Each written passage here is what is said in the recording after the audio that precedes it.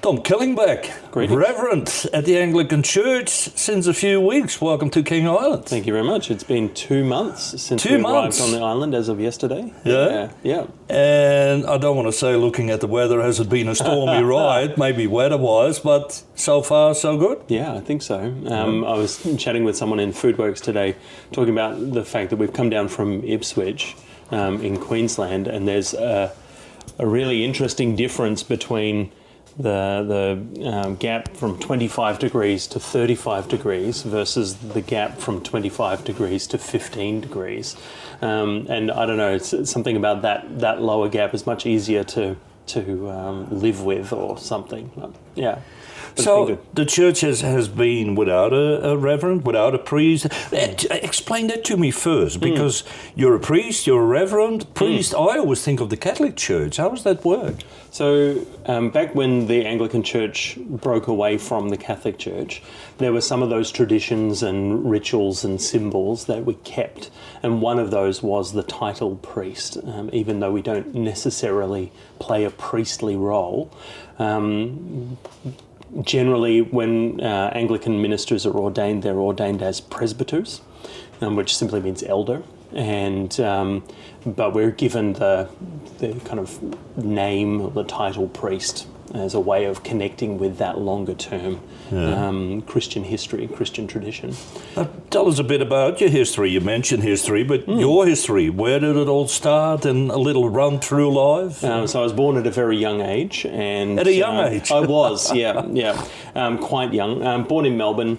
Grew up in southern Victoria in South Gippsland.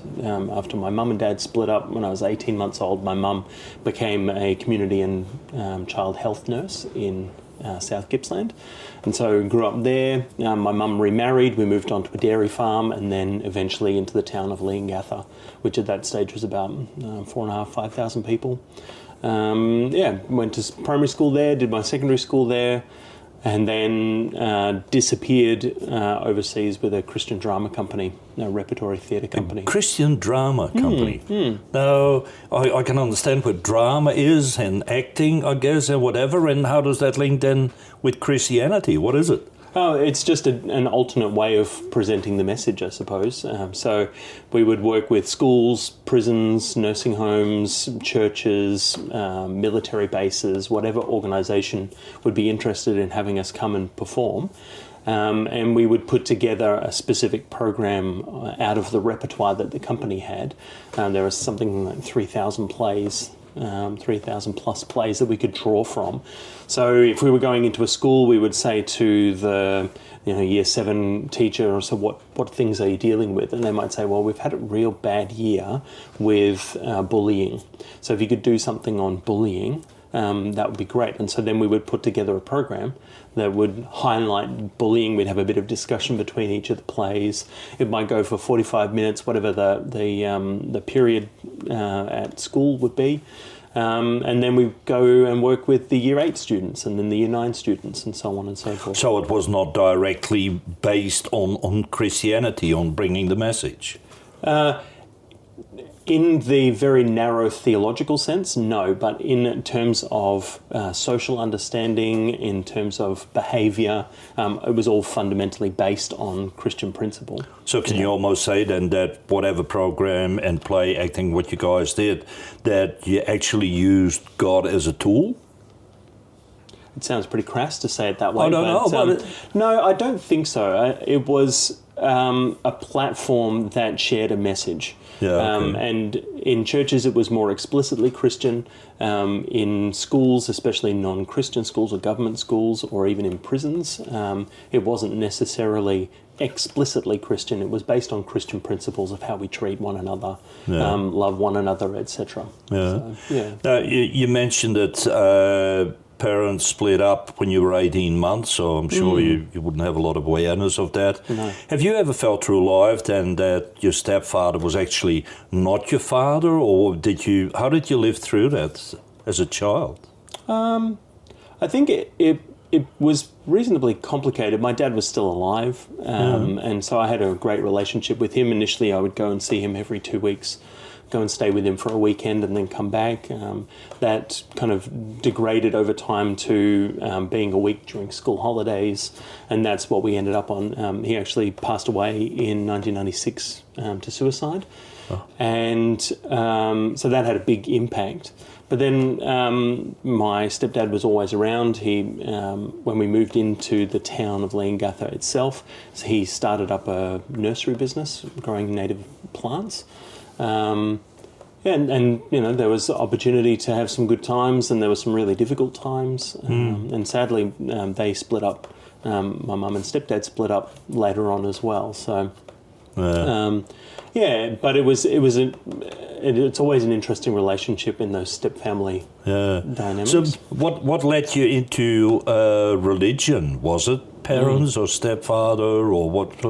No, I come from a non-Christian home. Grew up not in Christianity at all, and in 1994. During year 9 actually, was heading down some interesting darker paths, getting involved in stuff that probably would have ended up rather nastily. But isn't that the sort of thing that a lot of kids end up in? Absolutely. But in that, my mum, who wasn't a Christian at that stage, said, if you're going to drift off that way, you need to balance it with something good and come to church with me. And so I laughed at her and kept going my own way. But in Leongatha at the time, on Christmas Eve, there was a Carols by Candlelight service that was held in the hospital grounds, and everyone went along. And so I was getting ready for it, and I was in the shower, and I felt really, really dirty.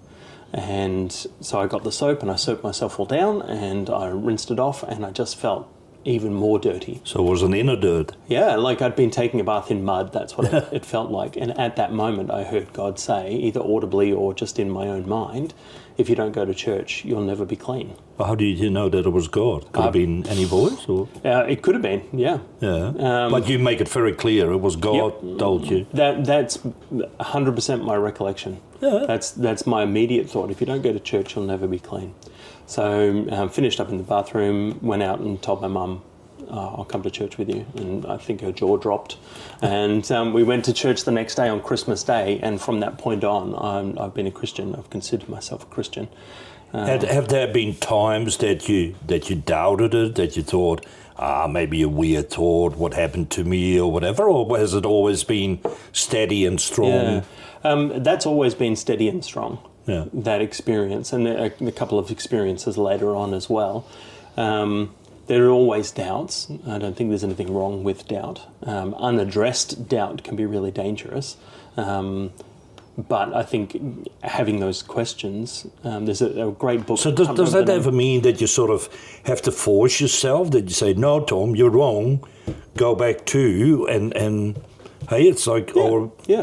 And so when my wife and I got engaged, I went to a friend of ours to say, have you got any advice for marriage? And he said, there are two things that are most important in a marriage: love and commitment. Commitment is what keeps you together when you don't feel the love, and love is what gives the commitment meaning. What is more important, commitment or love? I don't think it's more important or not important. I think there are both. Because love in the first year is different than love after 20 years, isn't it? Different sort of... And the marriage vows, the traditional marriage vows, say for better or worse. So sometimes things are going to be incredibly difficult and you're not going to feel the love. So then commitment becomes an important tool then, right. Isn't it? So it's not a hierarchy of things. But what about understanding? Is that also a key element? Part of commitment is also understanding. Understand the other part. And growing to know what you are committed to. Yeah. Absolutely. Now, you haven't been doing cabaret art and plays for your whole life. No. Because I believe what we've talked about in the past, that you made a drastic change, didn't you? Yeah. Like going to the Air Force, it's Quite different? Well, there are a few years in between that. Oh, okay. So to continue on that, how did you get involved in the church story? I got called to be a priest about 6 months after I became a Christian. I felt that really, really strongly. But the advice at the time was go and get some life experience. So then joined the drama company. Met Tanya, my wife, during that. We had our first child, Cal, who's here with us on the island, when we were over in the States. But after about 2.5 years of travelling with her, we thought, no, we really need to put down some roots for her.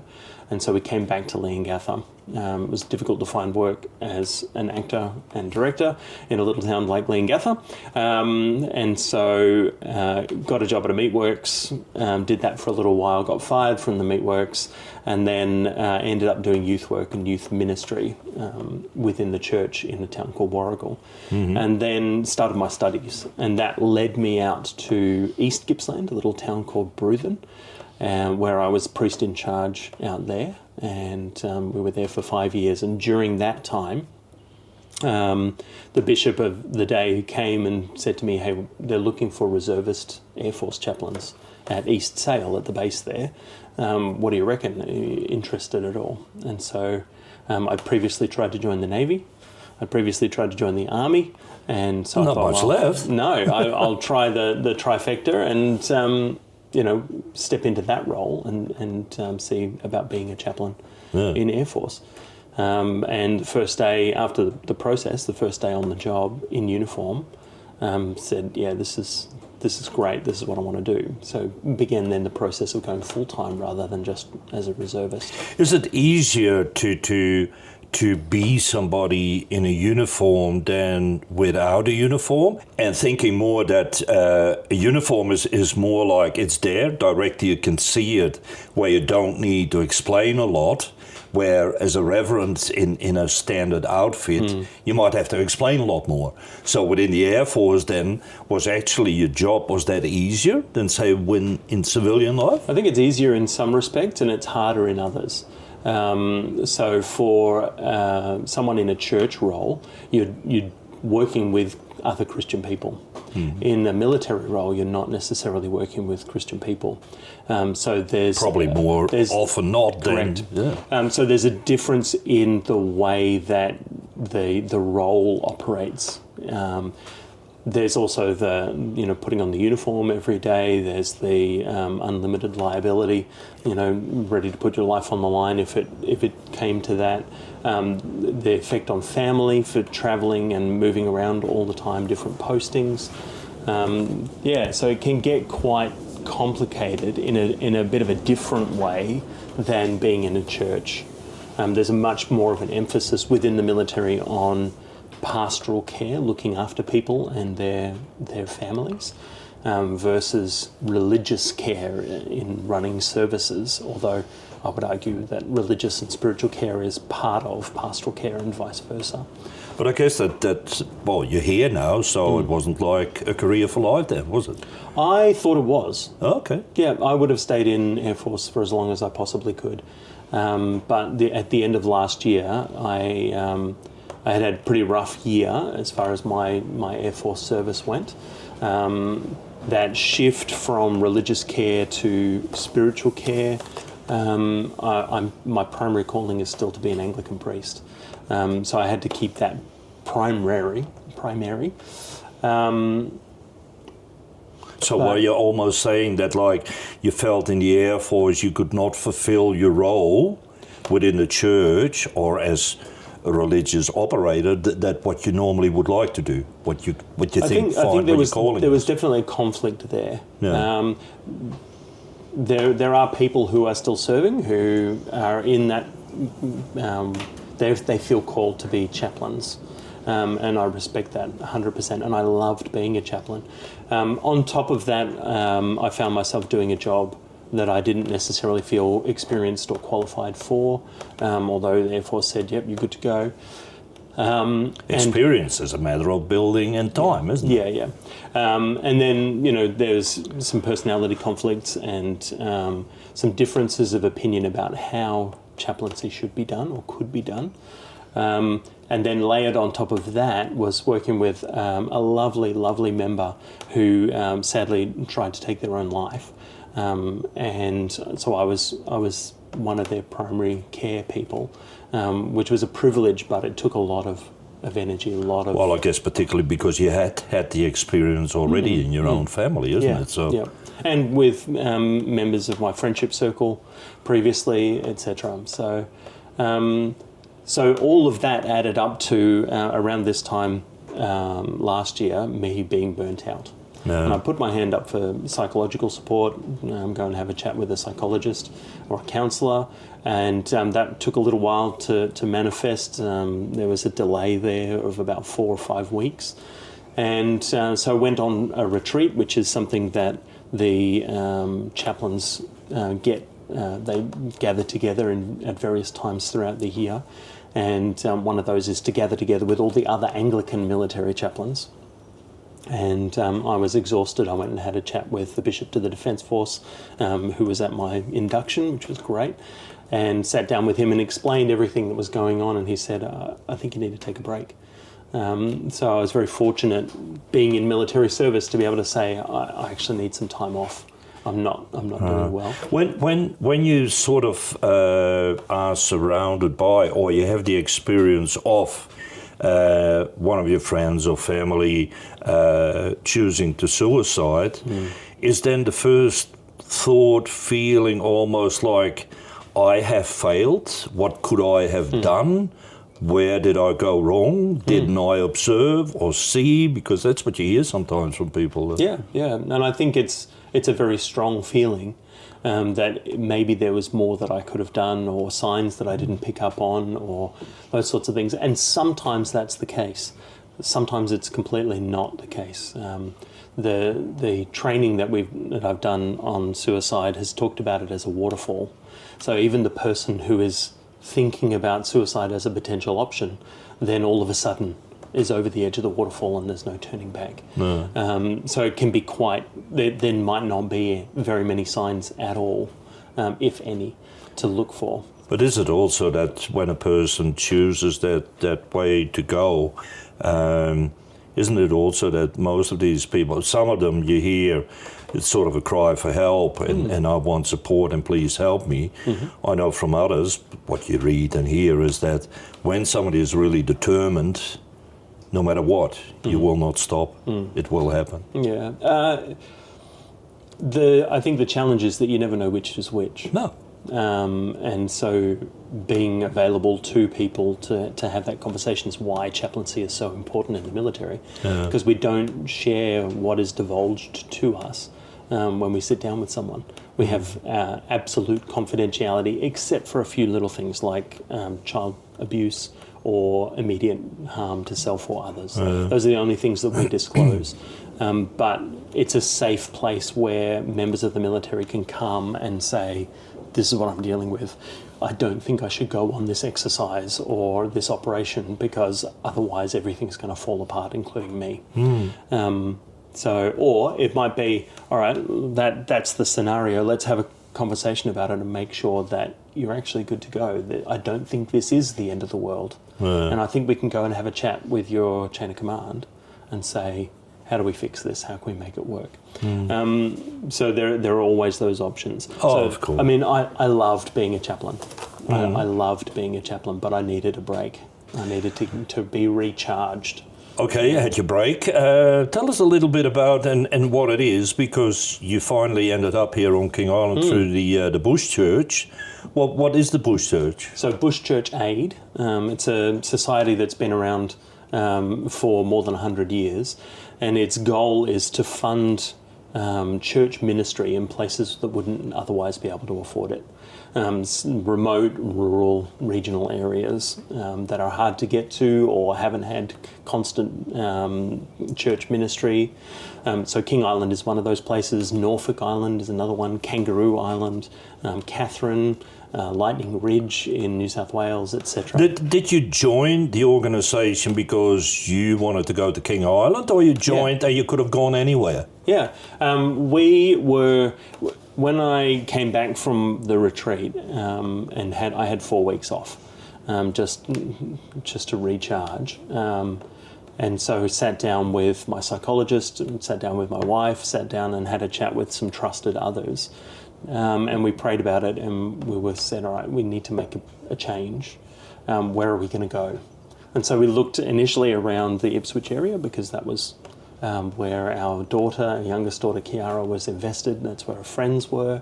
So like, okay, can we make that work? There was a church there that was in need of a minister, so we prayed about that. And we had, again, conversations with trusted others, and the advice was, well, maybe you should cast your net a little bit further. And so I reached out to the Bishop of Grafton, I reached out to the Bishop of Gippsland and to the Bishop of Tasmania to say what options are there. And the year before that, we were joking around saying, oh, maybe we could leave defence, what would that look like?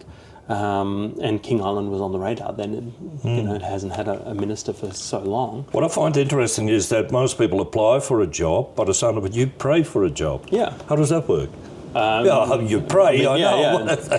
No, I mean, my overwhelming calling is still to be an Anglican priest. Yeah. We are, my wife and I are committed to loving God and His people wherever we end up. Was the Anglican Church, was that because Mum was Anglican? No. So the Anglican Church was the church that had the Christmas service that we went to. Okay. And we just kept going. Yeah. And they had a great initial teaching course called the Alpha course. And so I did the Alpha course and learned the kind of the basics of Christianity. And I did it again the next year as a small group leader for... Okay, then you come to King Island. You've been here now a few months. Is it what you thought it would be? In what way? Anyway, like coming to a small island, you hear about it. You hear about the cheese and the crayfish and the winds and the rain, maybe, and whatever. But is it what you thought it would be? It's like... I don't know. Early days. I think so at this stage. I mean, granted, we're still in the latter end of the transition chaos from coming out, and I'm still dealing with processing my military service as well, and the stuff that happened there. But being in a small town, being surrounded by people who are so generous and so blessing of others.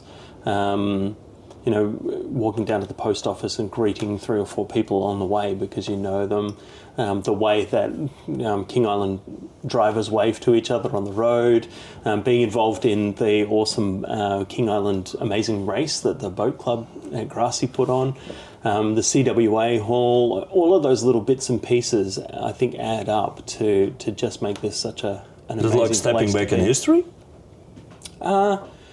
Maybe to a way that people used to approach life. It is very different in the cities. Like we've come from suburbia, where you don't have space in your backyard to throw a ball for the dog, or if the neighbours are yelling and shouting or playing loud music, it's right there.